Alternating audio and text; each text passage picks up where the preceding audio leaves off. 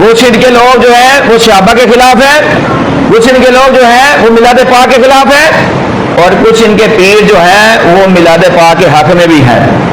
وہ میلاد پاک مناتے رہے ہیں۔ لیکن آج کے جو یہود و نصارہ کے ایجنٹ ہے یہ بہت سخت ہے، یہ شیطان لعین کے پیروکار ہیں، ابلیس کے پیروکار ہیں۔ انہوں نے حضور پاک صلی اللہ علیہ وسلم کے فرمان کو چھوڑ دیا، انہوں نے سنت مصطفیٰ علیہ السلام کو چھوڑ دیا،